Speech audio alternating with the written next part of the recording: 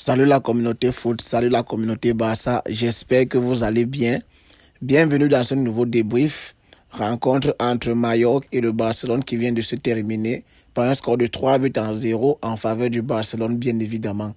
Ça semble si facile. En fait, même flick out, mais on ne gagne pas avec 5 buts d'écart, pourquoi? Flick out, vous prenez déjà trop les adversaires à la légère, c'est quoi ça? Mais bon, plus sérieusement, avant de commencer le débrief, merci à ceux qui continuent de s'abonner. On a l'objectif d'atteindre 1000 abonnés avant la fin de l'année. Donc, merci à ceux qui s'abonnent, qui like, qui partagent. Ça aide dans le référencement, ça aide aussi, ça soutient la chaîne et vraiment ça fait plaisir. Ça donne de la force. Merci à ceux qui commentent dans le respect et à ceux qui partagent la chaîne pour qu'elle puisse s'agrandir. Voilà, donc on va commencer par la composition d'équipe comme d'habitude. Et la composition d'équipe, en tant que telle, ne m'a pas surprise. Parce que voilà, je ne voyais pas Rashford commencer aujourd'hui. Et je ne voyais pas aussi Eric Garcia commencer. Donc la seule surprise au niveau du 11, c'est Eric Garcia. Et je ne sais pas pourquoi, mais Koundé continue d'avoir l'air avec un visage fermé, comme s'il était triste. Je ne sais pas trop ce qui se passe, mais je ne sais pas. Koundé n'a pas l'air normal, il n'a pas l'air joyeux, il a l'air un peu renfermé et tout ça. Mais bon, bref, on va laisser ça, on va dire que ce sont les détails et que c'est le choix du coach. On ne va pas quand même dire que Eric Garcia a fait un match dégueulasse. Eric Garcia, c'est le soldat, c'est celui qui peut jouer partout. C'est un peu le Sergi Roberto 2.0. Il peut jouer au milieu, il peut jouer à l'axe, il peut jouer latéral. Donc voilà, et il fait toujours le taf partout. Tu vas mettre Eric Garcia, il va faire le taf. Et on a eu cette petite frayeur en début de rencontre où Joan Garcia, le gardien, s'est fait un peu mal au niveau du petit doigt. On appelle ça quoi? L'annulaire, l'auriculaire, je pense bien. Oui, l'auriculaire du bras, de la main gauche, voilà. Mais sinon, c'était plus de peur que de mal. Il a pu jouer aujourd'hui, il a fait un top match. Bon, quand on va dire top match, c'est pas comme s'il a été en danger, mais j'aime beaucoup le gardien. J'aime beaucoup le gardien. Il n'hésite pas à donner la voix ou bien à s'imposer dans sa surface, surtout dans les duels aériens. Et puis, il est bon sur sa ligne. À un moment donné, Mouriki, on a cru qu'il allait égaliser, mais bon, il n'a pas paniqué. C'est vrai que Mouriki rate sa frappe, mais en même temps, lui ne panique pas. Et plusieurs petits arrêts qu'il a eu à faire, il a répondu présent à chaque fois. Les 2-3 fois qu'il a été sollicité, il a répondu présent sans panique. Et avec lui derrière, je ne pense pas que quelqu'un, son cœur bat quand l'adversaire est en position de tir. Donc voilà. Sinon, de l'autre côté, il y avait Léo Roman. C'est un gardien que depuis la saison passée, sa prestation qu'il a fait contre nous, je l'apprécie beaucoup. Quand on cherchait un gardien, moi je pensais même que c'est vers lui qu'on allait se tourner parce que il a fait un match extraordinaire contre nous où on les avait gagnés seulement 1-0. Mais bon, aujourd'hui encore, il a montré que ce n'est pas un gardien à la ramasse et que c'est un gardien qui a un bon niveau. Parce que même les arrêts qu'il a sortis aujourd'hui, c'était pas mal. Il a sorti plusieurs arrêts, notamment la frappe de Pedri, les frappes de Rafinha, les frappes de Yamal aussi. Il a sorti pas mal de frappes de Yamal ou bien il a capté pas mal de frappes de Yamal. Donc c'est un bon gardien, mais on était juste trop fort et sans forcer, sans faire trop d'efforts. On marchait limite, surtout quand ils ont pris 2 cartons rouges. Il n'y avait même pas de quoi forcer. Vraiment, le troisième but, ça me surprend, mais je voulais ça. Parce qu'à 2-0, c'est comme si c'était 0-0, bien, c'est comme si on perdait même. Je ne jubilais pas, j'étais triste, comme si ça ne me suffisait pas en fait. C'était insuffisant pour moi parce que c'est le début de la Ligue. Voilà, il faut vraiment imposer son rythme et montrer qu'on est présent. Mais en même temps, je comprenais parce que c'est aussi le début. On ne va pas se dépenser à 1000% alors qu'on mène déjà et l'adversaire affaibli. Donc on prend notre temps, on joue à notre rythme. Si le but vient, merci. Si ça ne vient pas, c'est pas grave. On mène déjà et le plus important, c'est les 3 points. Voilà. Mais il faut aussi prendre l'avance sur le goal à virage, c'est important. Ce troisième but m'a tellement fait du bien. Premièrement, parce que ça vient en fin de match. Deuxièmement, parce que c'est Lamine Yamal qui marque. Et troisièmement, la façon dont il marque le but. Oh là là. Je sais pas, ce gars, on m'avait pourtant dit que le numéro 10, c'est trop lourd à Barcelone et que Yamal, c'est un Fati 2.0. J'ai déjà dit et redit, j'en ai même déjà fait des vidéos pour dire que ce qui a plombé Fati, ce sont ses blessures et quand il revenait, il n'était pas constant. Les coachs ont eu du mal à lui faire confiance parce que son corps ne tenait pas. Et quand il se blesse pour la première fois, il n'avait pas le 10. Donc ce n'est pas une question de dossard. Même s'il n'avait pas le 10, sa carrière allait être la même chose. Voilà, c'est une parenthèse que je fais parce que quand on voit la prestation de Yamal ce soir, ça n'a rien à voir avec le dossard. Donnez-lui le 10, le 9, le 11, le 45, le 99, le 90, le 80. Il va porter et il va jouer son football parce qu'il sait jouer au football. Il ne force pas. Il respire le football. Son match en première mi-temps extraordinaire. Son centre sur Rafinha, oh là là.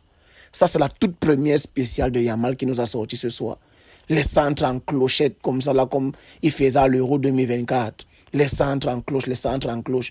Il a centré comme ça, je ne sais combien de fois sa première saison. L'année passée, il a sorti la deuxième spéciale extérieure. Et ce qui est sûr, on va voir ça cette saison. Mais pour l'apéro, l'apéritif, il nous a sorti sa première spéciale. Et quoi de mieux, sa première spéciale en passe et sa spéciale dans les buts. Il rentre flip-flap, voilà, enroulé. Lucas, le gardien n'a pas pu bouger. Non, vraiment, on a une équipe solide et il n'y a même pas le stress. Bon, c'est vrai qu'on est stressé pas parce que ce n'est que Mallorca en face, mais quand on voit comment l'équipe joue, sûre de ses forces, elle reste fidèle à ses principes, il n'y a pas de quoi paniquer. Tôt ou tard, le but finira par venir. Parce que l'entame de match a été super. On ne s'est pas senti menacé. Mallorca s'est retrouvé hors-jeu 1001 fois. Le piège du hors-jeu, on reste fidèle à nos principes. On va pratiquer ce système de jeu jusqu'à la gare avec Hansi Flick. J'ai toujours dit à Hansi Flick, s'il dit que allons tomber dans l'eau, je vais tomber même si je ne sais pas nager parce que je sais que je lui fais confiance à 100%. C'est quelqu'un qui sait ce qu'il veut, il sait ce qu'il fait et il sait comment il conduit l'équipe. Il a remarqué les points forts et les points faibles de chacun et de comment l'équipe doit avancer et ce que ça doit améliorer. Donc il n'est pas fou. Quand les gens viennent critiquer, voilà, c'est leur avis, c'est bien, mais il faut faire confiance au coach parce que c'est lui qui est au contact avec les joueurs et c'est lui qui sait ce qu'il attend de son équipe. Donc aujourd'hui, le match est impeccable. C'est vrai qu'au début, Araujo m'a un peu fait stresser parce qu'il faisait des fautes un peu de partout, il jouait un peu trop dur. Je pensais même qu'il allait prendre un carton jaune. Voilà, ça me faisait un peu peur. Mais bon, ça va, derrière, il a assuré. Il a joué un peu, il a joué dur, mais propre. Au fur et à mesure de la rencontre, il jouait toujours dur, mais c'était un peu plus maîtrisé. Voilà, Koubassi, toujours là. Le côté technique, le côté calme qu'il a. Voilà, serein, la sérénité qu'il dégage. Du Koubassi, tout craché. Il regarde ça qui fait son match comme d'habitude. À gauche, Baldé qui a toujours ses percées où il rentre dans l'axe là et tout. Voilà. C'est ça, Baldé, c'est ça. Avec Rafinha et tout ça. Rafinha est toujours premier à partir au pressing. À un moment donné, il rentre, il fait une course pour rentrer, pour récupérer le ballon dans notre propre surface. Les efforts, Rafinha ne s'en lasse pas. À un moment donné, sur un coup de pied arrêté, c'est Ferran qui dégage le ballon devant le gardien. Vous voyez, même les attaquants viennent aider défensivement. C'est ça l'équipe de football moderne en 2025. C'est ça le football en 2025. Tout le monde est impliqué de la première à la dernière minute sur tous les fronts du terrain. Sur tous les fronts. Tu vois, à un moment donné, quand Pedri monte, tu vois comment Fermin redescend pour colmater la brèche que Pedri laisse, ainsi de suite. C'est vrai que Fermin a eu un match, une première mi-temps compliquée, et c'est normal, il est sorti à la mi-temps, mais c'est pas grave. Ce n'est pas grave. Fermin a du talent, il a du potentiel. Dans un bon soir, il nous fait rêver. Donc, c'est pas grave. Olmo qui est aussi venu, c'est pas comme s'il a trop fait mieux. Il a tous ses contrôles orientés et tout là. Il a beaucoup raté aujourd'hui, c'est surtout ses contrôles et tout. Mais bon, il a aussi fait ce qu'il pouvait apporter, il a apporté. Gavi qui est entré, il a fait du Gavi, toujours à partir chercher les fautes, à vouloir se bagarrer. Yamal qui a fatigué les gens sur son côté, surtout en première mi-temps. Les dribbles passés, les crochets par là, les accélérations, passe à Rafinha, but. C'est lui-même encore qui est sur le deuxième bout où il frappe le ballon sur la tête du joueur. Le joueur saoule. Il s'allonge, il croit qu'il est dans sa chambre. Et puis derrière, oulala, la frappe de Ferran Torres. Ouf! Le gars a débranché les toiles d'araignée là-bas dans la lucarne là. Bon, c'est vrai quand même qu'à un moment donné, au départ, je n'ai pas compris pourquoi le but est validé parce que voilà, le joueur était au sol. Je pense que l'arbitre a le devoir d'arrêter le match quand un joueur est allongé. Mais bon, ce qui a peut-être poussé l'arbitre à valider le but, c'est que le joueur s'est relevé sans assistance médicale, sans rien, comme s'il n'avait pas mal. Donc, ça, je ne sais pas, peut-être, je me dis que c'est pour ça. Mais sinon, pour moi, logiquement, quand même, on pouvait annuler le but. Parce que si c'est moi l'adversaire, on accorde un but à l'adversaire comme ça contre nous, je vais péter un câble. Mais mon joueur au sol, dans la surface, il faut faire quelque chose, l'arbitre intervient, arrête le match et tout.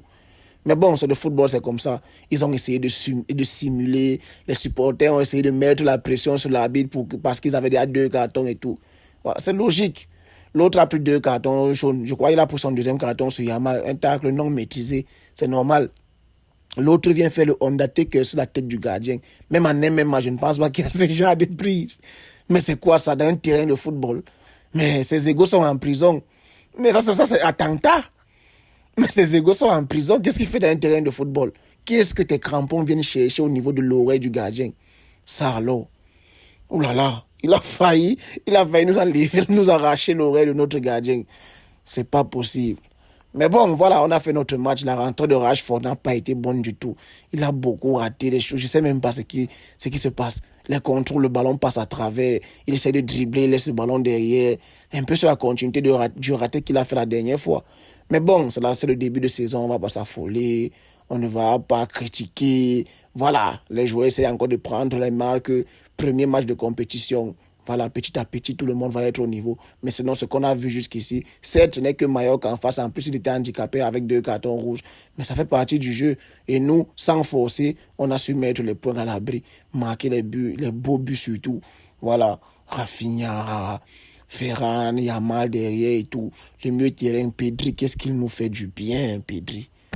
Qu'est-ce que Pedri nous fait du bien? Son match peut peut-être passer inaperçu aujourd'hui, mais Pedri a fait un match exceptionnel. On ne s'en rend pas compte de la chance qu'on a d'avoir Pedri dans notre effectif. Parce que Pedri, c'est un peu comme le régulateur de tension. C'est lui qui gère le tempo du match. C'est lui qui apporte le calme, la sérénité au milieu du terrain. C'est-à-dire quand Pedri a le ballon, tu sens comment, même si tu avais la pression, ça descend d'abord. Tu sais qu'il sait manier le ballon, il sait protéger la balle, il est technique, il a la vision du jeu. Oh, Pedri, Yamal, Zeki, avec son jubilé qui fait comme s'il a la couronne. Oh, petit. C'est ceux qui ne t'aiment pas et qui font tout pour te nuire et pour te dézinguer en longueur de journée. Vraiment, ils souffrent et ils souffriront pendant longtemps parce que toi là, que le Dieu du football continue de te préserver parce que ce que tu vas montrer au monde du football, même nous-mêmes, on n'est pas encore prêts parce que tu vas beaucoup nous choquer. Voilà, c'est tout pour le débrief ce soir. Victoire 3-0. Voilà, en passant, on a rencontré notre bon petit Pablo Torre, toujours technique. Voilà, vous connaissez l'enfant. Chaque fois qu'il a joué avec nous, il a été bon. Voilà, aujourd'hui, il était submergé par les événements, les pièges du hors-jeu, l'arbitrage, les cartons rouges de ses coéquipiers et tout. Voilà, mais ça faisait du bien de le revoir. Donc, merci à ceux qui ont suivi la vidéo jusqu'ici. On reste en santé parce que c'est le plus important. On se capte prochainement pour de nouvelles vidéos. Peace.